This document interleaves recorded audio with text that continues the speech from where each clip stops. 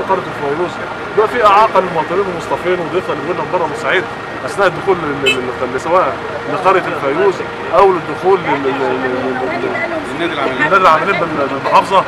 وكمان الجزء اللي بره اللي هو بتاع القرى اللي بره المنفذ على طول، القرى الجميل والقرى اللي بره المنفذ، فطبعا عشان يسهل مأمورية الناس والمرور والسيره المروريه ودخول ضيوفنا الكرام اللي جوه بورسعيد، هيوسع بالطرح ان المنفذ هنا عند نقطه الجميل اللي موجوده احنا فيها حاليا واقفين فيها حاليا، بحيث هيوسع مسافه الكليه تخش لها في حدود 9 كيلو تقريبا، تضم على جوه ويبقى المنفذ هنا. دي هتدي مجال كويس لحركه السيارات والسيره المروريه ونريح ضيوفنا اللي جايين بورسعيد. طب بالنسبه للرصوه اللي داخل القرى هيرتاح فيها. بالنسبه للرصوه برضه هيطبق الكلام ده؟ الرصوه لسه، بس احنا هنا دلوقتي المرحله الاولى هنبدا هنا ان شاء الله باذن الله. في جدول زمن يا باشا؟ في جدول زمن، احنا لسه بنعرض المخطط ومعانا شركه المدينه، معانا شركه المدينه ومعانا مدير عام المنافذ.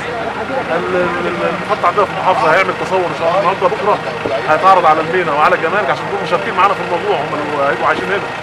وبعد كما يعني موافقين على الاقتراح هنعرض على الاستاذ المحافظ يبدا فورا التنفيذ، نخلص بقى التنفيذ باذن الله. تمام، بنشكر حضرتك.